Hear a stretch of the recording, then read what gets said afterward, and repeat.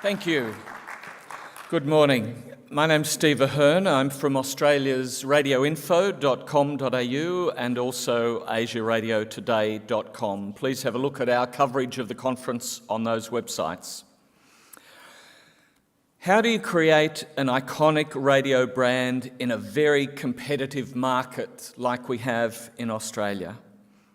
In this session, Tony Thomas is going to look at the key success drivers of his company's Smoothfm in Australia, from its highly successful brand launch in 2012 to its current top FM position across our markets. Tony's marketing director at Nova Entertainment, which is the company that operates the Nova and Smooth brands in Australia. And he's going to tell us about Smooth's positioning, launch, its approach to music, marketing, and the extension of the brand to other media. Please welcome Tony Thomas.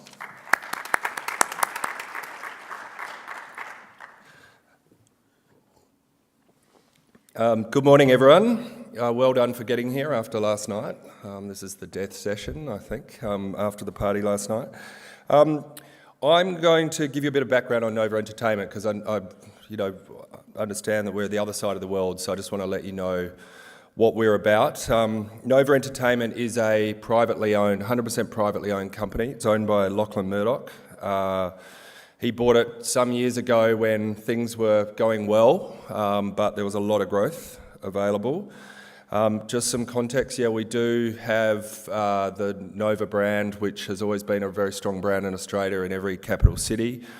But this is a story about the other frequencies that were purchased. There were two frequencies in Sydney and Melbourne when FM licence came up, and the business, as it was called then, DMG Radio, purchased these two frequencies with a view to launch secondary stations in those markets as on top of the Nova brands that were there.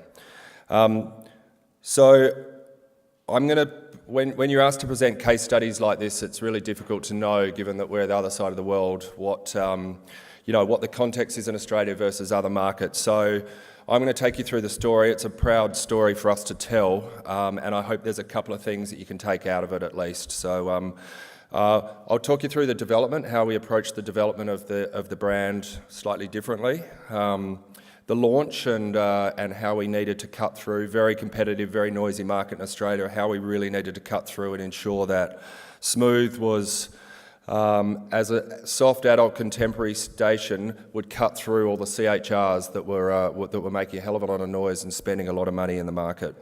And then what we've done since the launch to build out a 360-degree experience around the Smoothfm brand. So some context in the Australian market. This was the situation back in late 2011.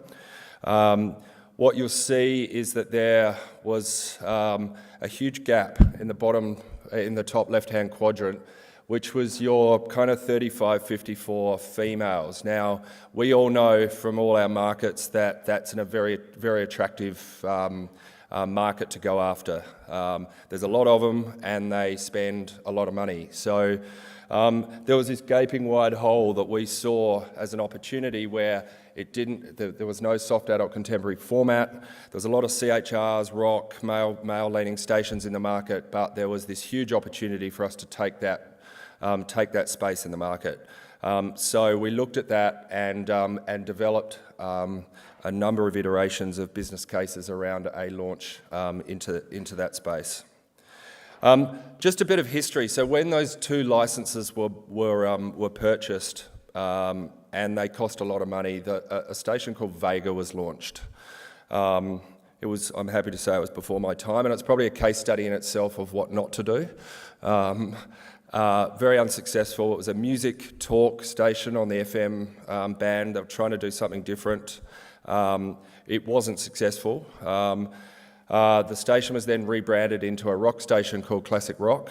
And again, we didn't see any success from that station. It was languishing in the threes in Australia, which puts you in the irrelevant pile pretty much. And so we then started formulating a strategy back in early 2011 to look at what we were going to do next. So we put the stations into a holding pattern, basically. We turned them into jukeboxes called 95.3 and 91.5 in the two markets, and effectively let them run on autopilot while we developed the concept and worked through the sign-off process and concept development around Smoothfm, and slowly evolved that bridging station to move it slightly more towards where we were going, so it wasn't going to be as big a shock when we completely changed the format. So that's the history. When we put the stations into autopilot, we went into a working group. I think it's really important. I mean, we all know how competitive markets are. When you're working, close to a year out on a new station format, it's really important to be able to take the market by surprise. So we had a working group of 10 people in the business, and those 10 people were the only people that were working on this concept. No one else in the business knew, no one externally knew, no one on air knew. We literally wanted to take the market by surprise because we understood that there could be some competitive jockeying to block our entry into the market. And we quickly, through a lot of research and understanding around that gap or that demo in the market, we quickly realised that we needed to build a station around an emotional feel, right? So it was not a format launch. It was effectively, we developed a real emotion around insight around the target, and then an emotional position for the station to launch to that target. And that gave us a really clear filter for everything. Everything that we developed from that point was coming off a very clear strategy that was well understood amongst the people that developed the strategy.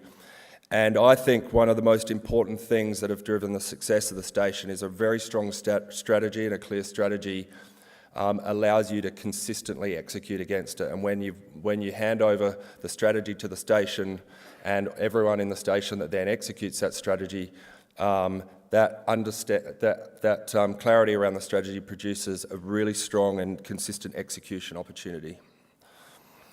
So what was the insight? We went out to 35, 54 women in both Sydney and Melbourne to understand their behaviours, where they were, what was going on in their lives, what they were looking for, what the current stations were delivering for them. And the consistent thing that came out was this busyness, right? They live in the two biggest markets in Australia.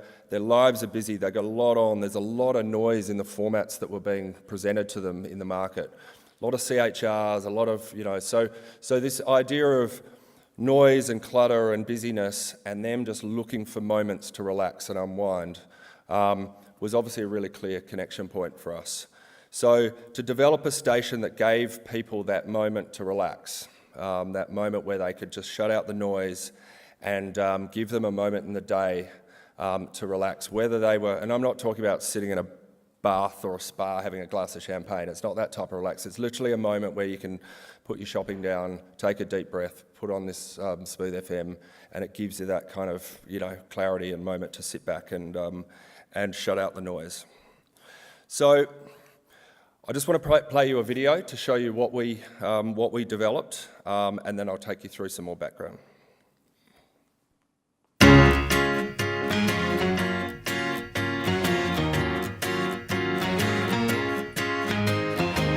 Smoothfm was created in 2012 to deliver an emotional connection with a radio audience. Its unique music strategy was designed to relax the listener. 4 years on, Smooth has evolved beyond broadcast to become Australia's fastest growing lifestyle brand.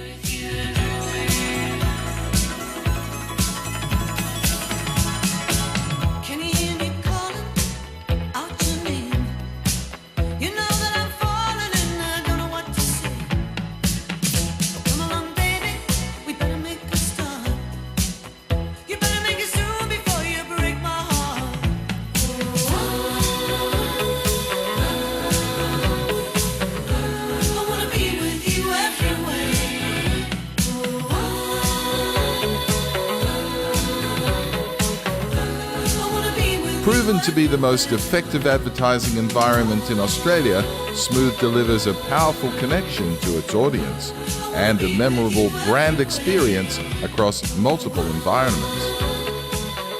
Smooth FM, Australia's favourite place to relax.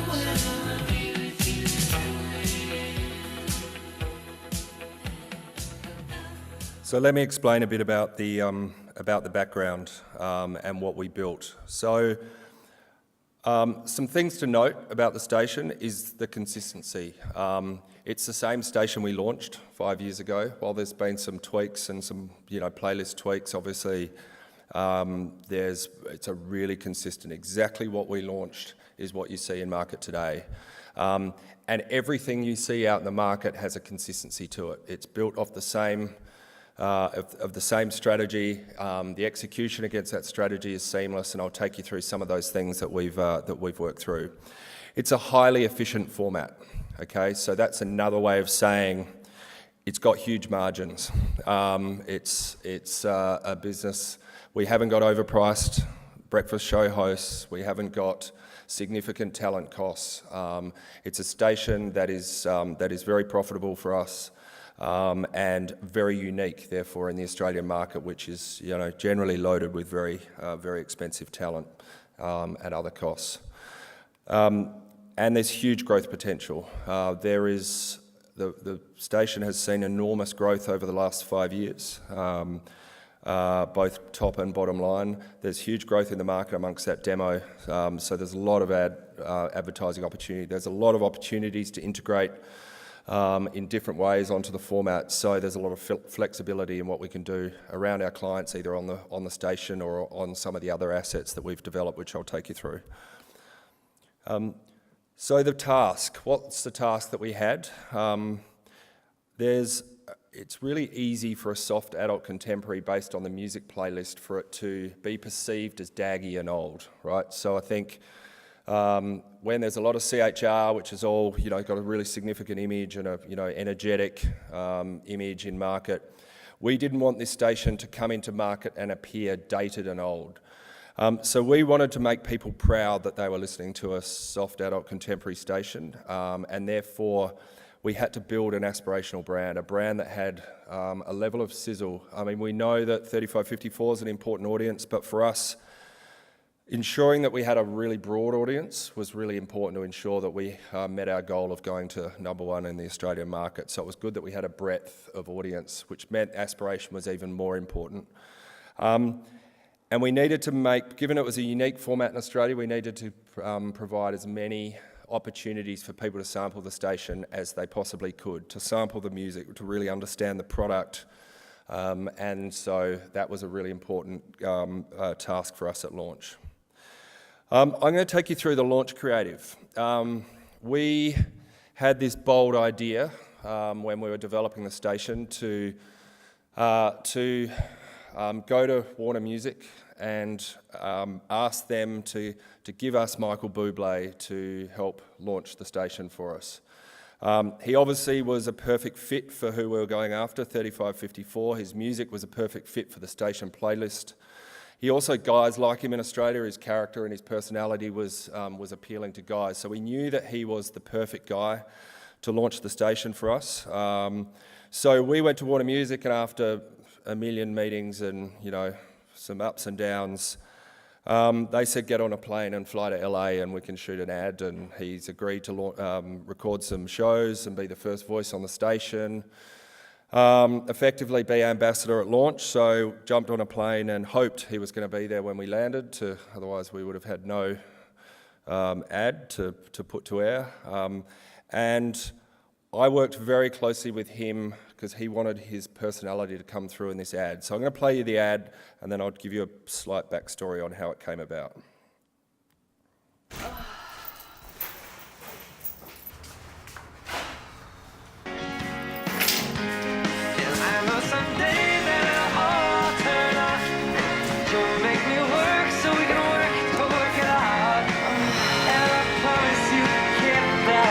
So much more than I get. I just haven't met you yet. Sydney's easy place to relax. Smooth 95.3. So in typical Michael Bublé fashion, I presented an idea to him on the set that was, like, she shut her eyes and he came in and he started singing, she opened her eyes and was absolutely blown away. Oh my God, Michael Bublé's in the room. He goes, no. I want her to tell me to shut up. So I think actually that's what made the ad in the end, because his personality was, self-deprecation. It was, it kind of turned it back on himself. And I think that's what provided the humour and something that really cut through. We now sit at almost the same amongst our target, almost the same. We're kind of fighting with the most developed and established stations in the market for awareness. So we've really cut through. The ad had a huge impact in market and is still producing enormous results for us. A different approach to talent.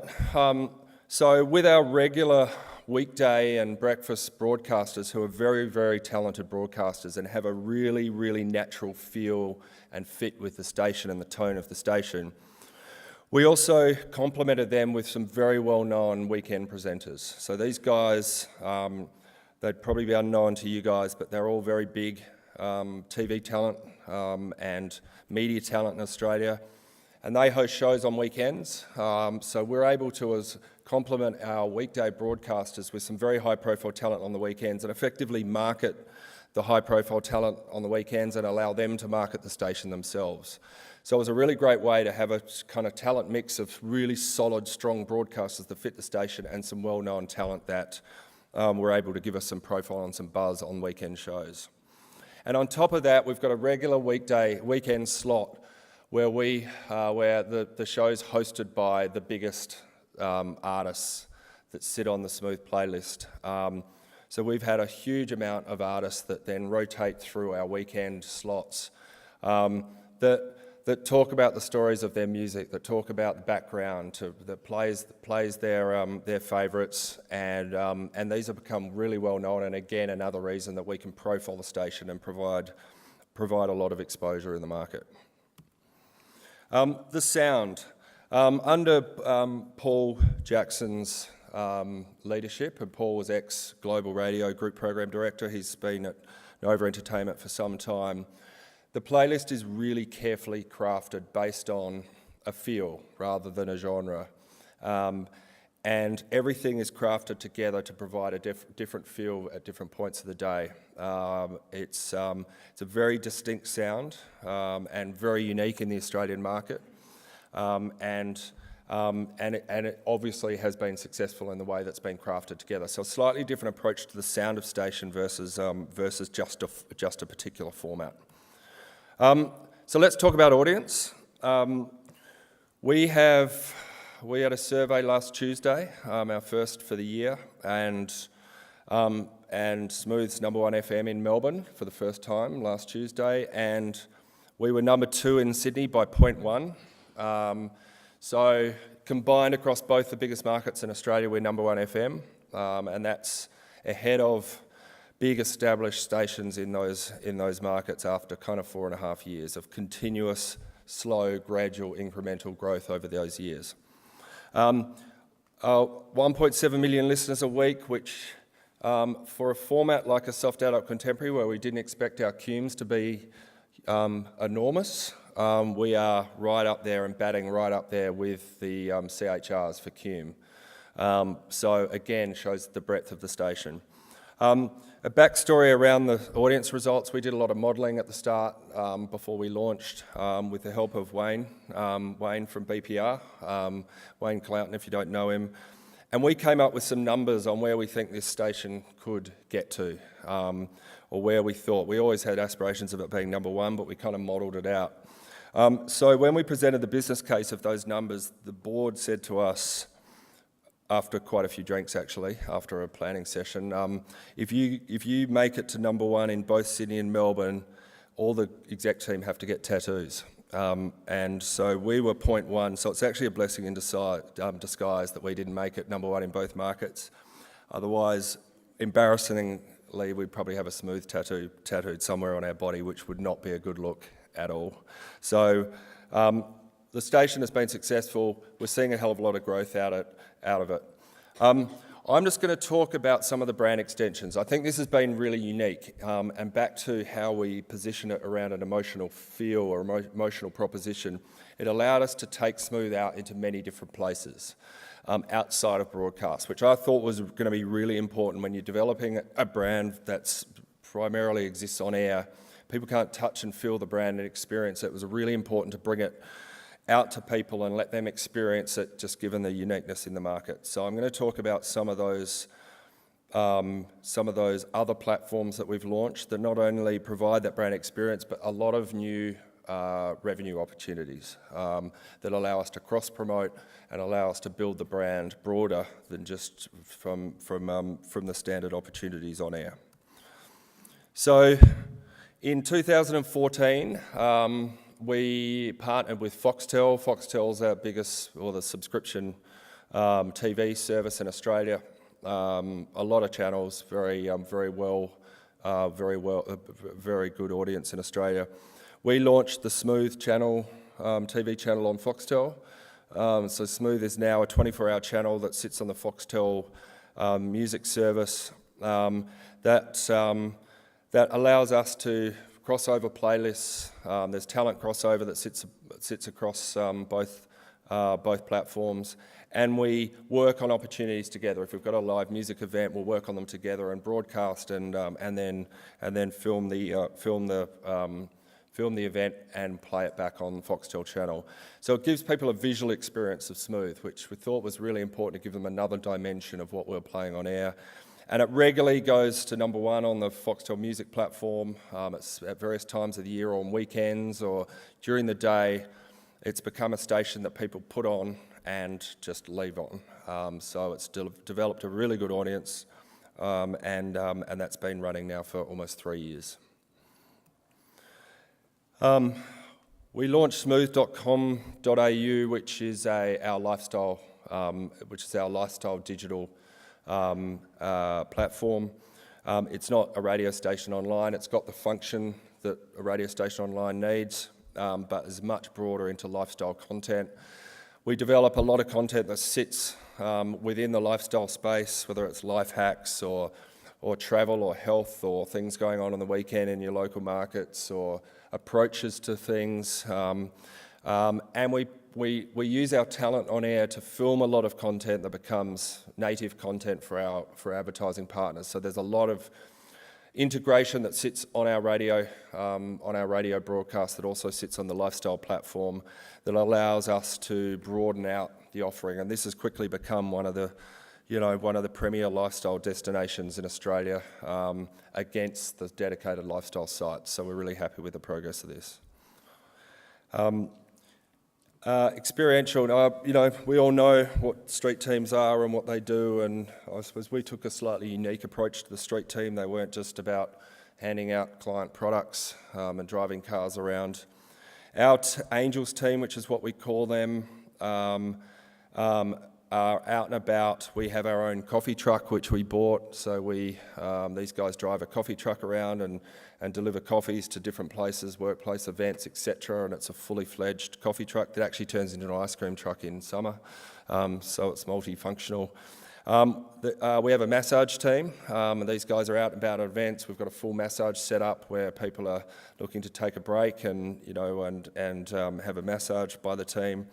We've got a relaxation pod that allows people to get in it, we put it in shopping centres, they can get in it, decide on what mood they're in, and then a playlist is delivered in a very relaxing environment for them to have a break. Mum's shopping in a shopping centre to have a break and a relax, and we deliver our music and our format experience through that.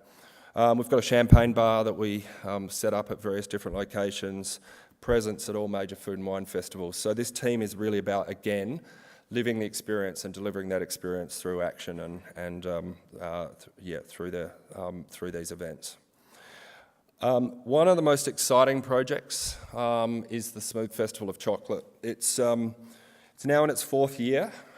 We take over a very prominent spot in Sydney, which is down at the Rocks. Anyone that's been to Sydney, right opposite the Sydney Opera House, right next to Sydney Harbour Bridge, in a huge footprint.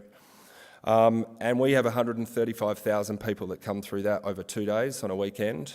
It's a chocolate festival that has food trucks, has bars, it has about 130 food stalls that all sell various, things from chocolate to, anything, anything that kind of adds to the experience. We've got dedicated testing kitchen where we cook recipes and food on stage in front of hundreds of people. We own this event, we set it up, we run it. It's very profitable for us because we take a cut of the revenue from every stall that's at the event. We also sell sponsorship to it. Lint is our major sponsor. So we have a range of revenue opportunities, and this provides a 2-day brand experience for people that we otherwise could not get. So we're really proud of this. It adds to the brand, and it's become a very well-known event in Australia now. Obviously, music's an important part of our DNA, so we put on music events that feature artists from our playlist. Again, these are sponsored, and we provide, again, that great music experience and environment that's very aspirational and relaxed. This is obviously Spandau Ballet. We also produce music compilation CDs branded that represent some element of our playlist. We do playlist events. It might be around a countdown or Mother's Day or Christmas, and we produce compilation CDs around those events and put them out to market, and they regularly go to #1 on compilation charts. So again, it's another way of people taking the brand home and experience it outside of broadcast. Trade was really important. Not a lot, I don't think has been talked about trade. We had aspirations of this being a very successful station for advertisers and for clients. So trade, the approach we took to trade was important. Buyers of radio media, we were worried weren't going to see this format and understand this format. They're great, they're generally younger, they love buying at CHR because it's probably what they listen to. So we had to ensure that we really cut through and were top of mind amongst younger media buyers. So we've done a number of things to ensure we got their attention. Each year we hire out or we lease either a really luxurious hotel suite, a luxurious beach house, which is this one that we had last year. And based on general performance goals and KPIs, we put the trade in it for nights and allow them to experience this smooth suite, which we've turned into a smooth experience where there's champagne and there's like a huge amount of comfort and relaxation and opportunities for them to sit in an immersive, smooth environment overnight with their partner or whoever. And it's become a really well-known thing. We also send the media and journalists there so they can again experience it, and it drives publicity and drives more education and understanding of the brand. So this has been something that's been quite unique. We also had the hypothesis that when you're relaxed, you generally take in messages better. When you're hyper and you're stressed, you tend to kind of, maybe not be as receptive to advertising messages. So we went out and did a study to prove that. Using neuroscience, which for those of you who don't know, it's a way that effectively scientists can connect nodes to your brain and understand what emotional response you're having to certain things. So we did a huge study to really prove the effectiveness of this media. And the response people were getting from advertising messages that we were presenting to them in this environment showed that the advertising was cutting through and was more effective. And we took this around the market and presented the ad effectiveness model to these guys based on this methodology, which we thought was able to remove some of the variables that might have happened as part of a standard methodology. So we presented this around the market. It produced a really strong response for us, and our sales uptick since this was significant. And just finally, before we hand over to questions, it's really great to put a format that's got a lot of consistency, but then if you get to an ad break and you hear a screechy, crazy ad that sits in the ad break, it's going to effectively pretty well stand out, and stand out for the wrong reasons. So we went into a process of educating our advertisers around the right creative that fit with the station and the station's tone to ensure that creatively they were cutting through. and fit with the station, so people didn't turn off. People were there for a certain reason. We didn't want the advertising to turn people off because it was loud and screechy. So there's a creative challenge that we put out to market every year that allows people to submit creative ideas off the back of a brief that we've put out to market. They submit their ideas either on behalf of their clients or the clients directly. We then narrow them down to the top 10 ideas and then select one that ends up having a huge campaign for free on the station. We produce it, we bring it to life, we execute it. And what that's done is not only deliver us a kind of creative education in market, but of the 10 that was submitted last year, we chose one that eventually won, but another 5 actually then said, well, we really love our idea anyway, so we're going to pay for it. So we actually produced a lot of business off the back of it, and it's now become a popular way for clients and advertisers to pull an idea together and proactively present it to us, so we can select a range on the shortlist to then effectively go to market. So the takeout for today, before we hand over to I think Steve, who's going to ask some questions, is really around this idea that building a brand and creating a really solid, clear strategy at the start around an emotional connection or emotional feel gives you a lot of flexibility and agility to broaden the station beyond its core. But I think most importantly, provide again that consistency of implementation. The clearer it is, the more well it's understood, the more consistent the implementation will be in market. And I think that's what's produced a really solid, continuous, incremental growth trajectory for Smooth over the last 4 years, and delivered a brand and a station in Australia that we're really proud of, and has gone to #1 position in the 2 busiest markets. So I hope there was something interesting there. We'll hand over for questions, and thank you all.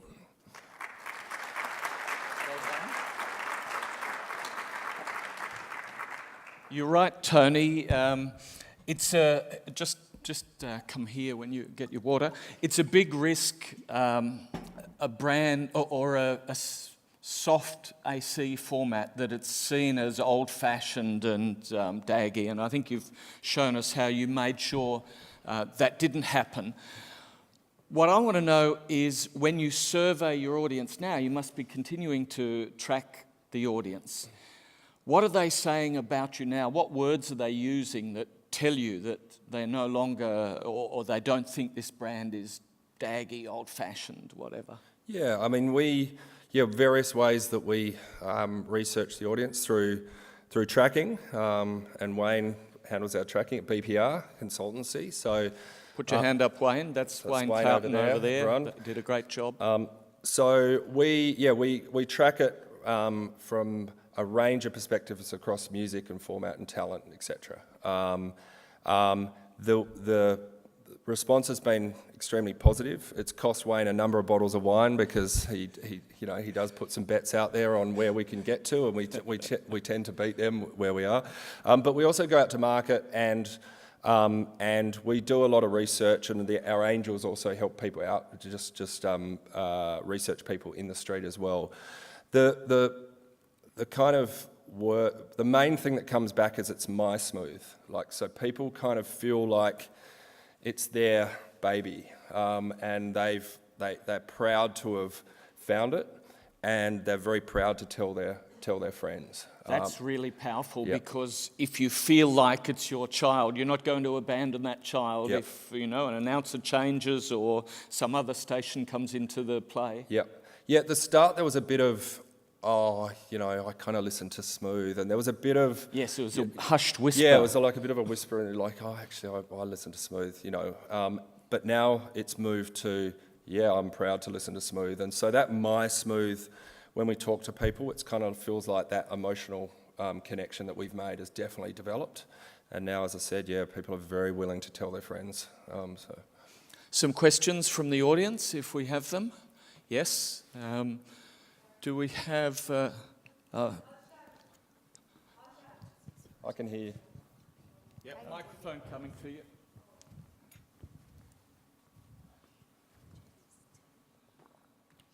Thanks. My name is Nessa McGann. I'm the station manager of a CHR station in the southwest of Ireland. I'm just wondering, how did your competitors react? You're a different type of station, you're new in the market, Sydney's got to be really competitive, and you've got massive talent lineups on other stations. Did you see them do anything interesting, or did they just leave you run at it? Yeah, it's a good question actually. We did a lot of potential competitive reaction work at the start, because we thought there could be a shift from one of our competitors to block the format. When it launched into market, there was a lot of negativity about us launching into it, and reluctance, and probably they probably left us alone as a result, because we weren't 100% sure the thing was going to be successful. So they left us alone for some time, until we looked like we were getting into a very strong position in market. And then, yeah, there's been a bit of movement, especially over the last year. I think there's a station called WSFM, which was a little more on the kind of rock side, a little bit more male, that's shifted its playlist a bit. That's a Australian Radio Network station, shifted its playlist as a result of the station, especially last year. And they've done a really good job of their playlist is really solid actually. So as far as taking our position and that brand and that feel, no, there's nothing like it. There's certainly been some movements in music playlist, but literally that's only been in the last year and a half. We had a good 3 years run at it on our own, and I think it was purely based off the fact that the guys didn't see it working. The media didn't see it working. I don't think anyone saw it working. We were literally sitting there after 2 duds beforehand going, we are putting our asses on the line here, and I certainly I wouldn't be standing here if it didn't perform the way it was, because I think it's 3 strikes and you're out, generally. Yeah, pretty much. Yeah. We were covering that on Radio Info, and there was the competitors certainly thought that they would stuff it up again, basically. That was the thinking, and in a way you were lucky because you were able to creep up and surprise them. Yep. Another question there? Hi, I'm Boguś from Time Radio Group in Poland. I'd like to ask you about your on-air promotional activities. Yep. Most of radio stations just giving away tons of money in contests or just lotteries. What's your strategy? Yeah, it's a good question. We don't want to clutter the station. It's about pulling back. There's a lot of promotion in Australia. Like you could layers of promotion on most of the station. So we actually pull it right back on Smooth and run a long, consistent, it's called Smooth Stars. Effectively, it's 4 voices on air. You choose, you have to guess those voices. They're very short snippets of voices. And they can go on for 7 weeks. So we will run something that's just at a lower level, consistent, at the same times each day, so people get used to it, and it just builds and builds. It's a big prize. It's $100,000 in Australia, so it's a decent sized prize, but it creates that tension and anticipation, and it basically drives people through the format. But it's not shouty. It's lower level. It sits nicely on the station. It doesn't overcrowd or clutter the station. But we just run that because people know it's coming back, and we've run that 2 or 3 times a year, really since the kind of halfway through the first year of launch. We pepper it obviously with some other client promotion and things like that, but as far as station promotion goes, it's generally very consistent, very, very low level, and kind of removes some of the clutter on the station. So. That's our time in this session. Please thank Tony Thomas for letting us in on the smooth way to success.